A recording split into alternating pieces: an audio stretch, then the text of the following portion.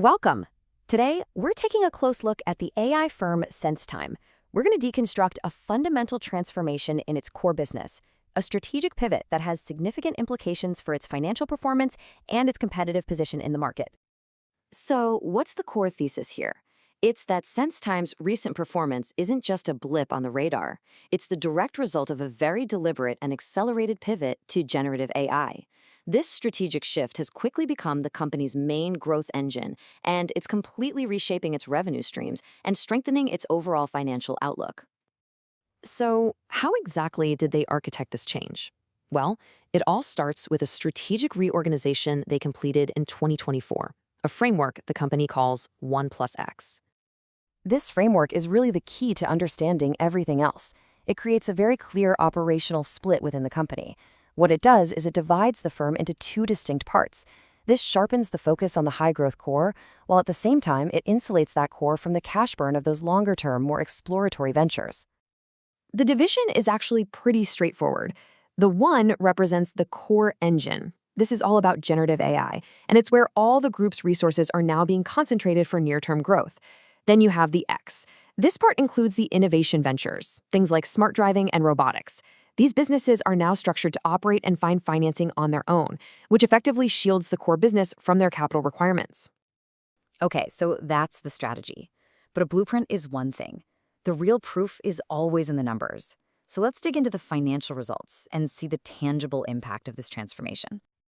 And here's the headline number that really jumps out: 72.7%. That's the year-over-year revenue growth in the generative AI segment. This kind of rapid expansion is the primary force driving the company's entire performance and its current narrative. This chart really paints a picture of the sheer scale of this shift. In just 1 year, generative AI went from being the majority of the business to its absolute center of gravity. It now accounts for a full 77% of total revenue. Now, this pivot isn't just a story about growing revenue, it's also about getting much more efficient. The data here shows the adjusted net loss was cut by 50%. And importantly, this is the fourth straight semi-annual period where they've narrowed those losses, indicating a clear and sustained trend toward financial discipline. This table really brings it all together. You can see the narrative playing out right here in the numbers. Total revenue is up, and it's being overwhelmingly driven by that surge in generative AI income. And in turn, this sharp strategic focus is contributing directly to a major improvement on the company's bottom line. But that brings up a really important question. How sustainable is this, especially in a market crowded with heavily capitalized competitors? Well, that leads us directly to the firm's competitive strategy, which is built around its core infrastructure asset, SenseCore. And this is really the central strategic question, isn't it? SenseTime doesn't have anywhere near the same level of capital spending power as the established cloud giants. So a direct head-on competition based on who can spend the most is simply not a viable path. The disparity in capital spending here is, well, it's stark. We're talking about an order of magnitude difference. This makes it crystal clear that SenseTime is not trying to win a contest of brute financial force. Instead, it's executing a much more asymmetric strategy. So what does this asymmetric strategy look like? It's really built on 4 layers.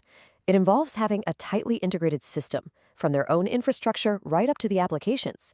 It's about being smarter with capital deployment.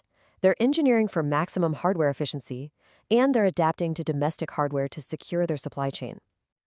All right, so let's turn to the road ahead. A complete analysis means we have to look at both the tailwinds pushing the company forward and the potential headwinds it's going to face.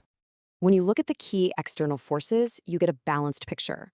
On one hand, supportive national policy in China is a huge market driver. But this is counterbalanced by a hyper-competitive landscape and, of course, the persistent geopolitical risks that affect the global semiconductor supply chain. And this leaves us with a final framing question. SenseTime's strategic path really highlights a core debate playing out across the entire AI industry. Will ultimate market leadership be defined by the sheer scale of capital, or will it be determined by superior engineering efficiency?